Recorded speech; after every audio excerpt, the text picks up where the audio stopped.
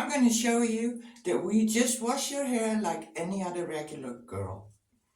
We can wash it, we can put shampoo in it, everything else. We don't use conditioner normally because we're not looking to get our hair really soft.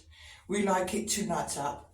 So we're not using conditioner, but we use shampoo. There are different kinds, I'll show you.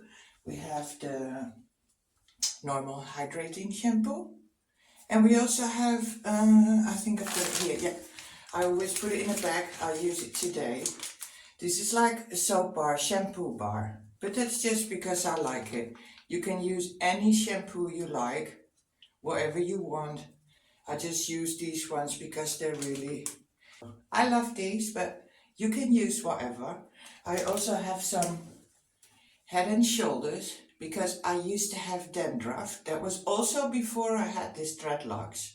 And sometimes when it's really hot weather, I get a little bit of dandruff and then I just use the normal Head and Shoulders. But okay, I'm going to show you how we wash our hair today. It's really simple. We're going to make it wet under the shower, and today I'm going to lay down in this bath to show you all. But normally you do it under the shower, and I'll let you see how you wash these strands. Okay, there we go. I made it wet. Of course, it takes a little bit longer than normal hair because it's a little bit more like a sponge, this hair. But yeah, it's hot, and today I'm going to use the soap bar. I keep it always in here because I don't have this thingy to put it on, and my cats love to lick on it, but doesn't matter. This is it. We'll wet it, and then we start on the top. First we start in between the dreads on your scalp, you know, like you would with normal shampoo.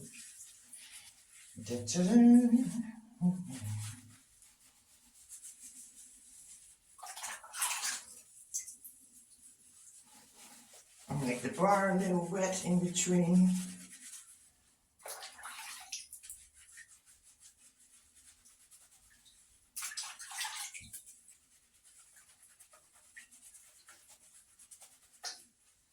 Really good on the scalp, which is very important, of course. This one has a lovely smell as well.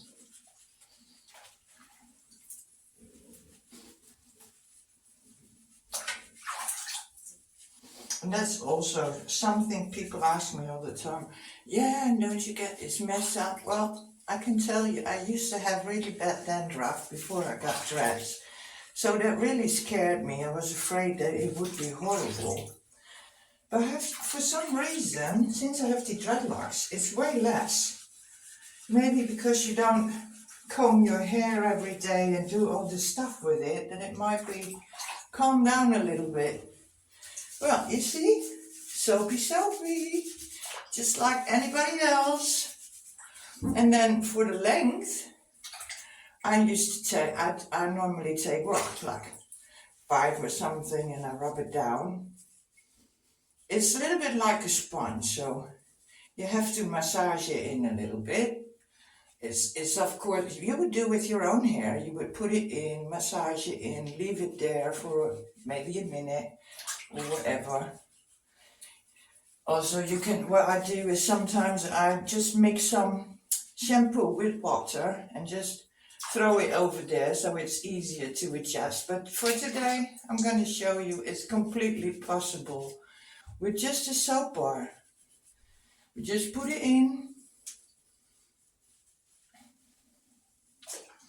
The good stuff about this special shampoo is that it doesn't make too much of foam, because it's always a little bit more work to get all the soap out of your hair than if you have short hair, obviously.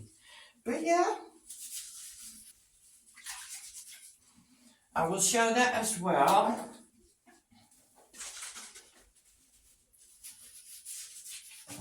All right, and then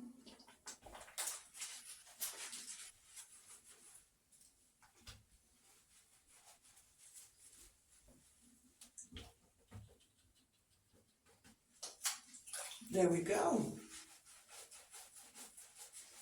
Like a sponge, you have to. And then you have to think about it, because my hair is extremely long. Most people with dreads don't have this long, but yeah, you can do it like this. I'll always leave it in for a few minutes just to relax.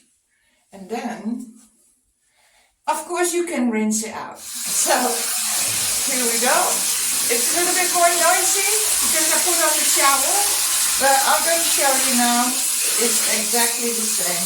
I split my hair in half, and first I rinse my scalp in between the dreads. And also on this side.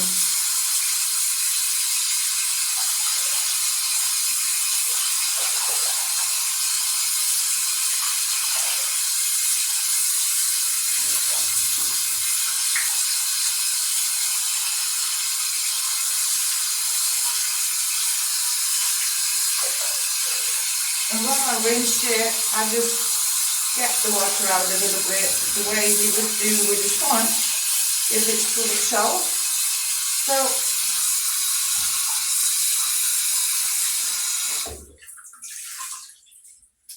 well, this is it. This is how you wash your hair with dreads. You can do it under the shower, but yeah, I prefer to do it in a bath anyway because it's more relaxing, but you can do it. Just like a sponge, after it's clean, I just wrap it a little bit, get all the water out. Of course, it takes up a lot of water, all this hair, but that's the same as it would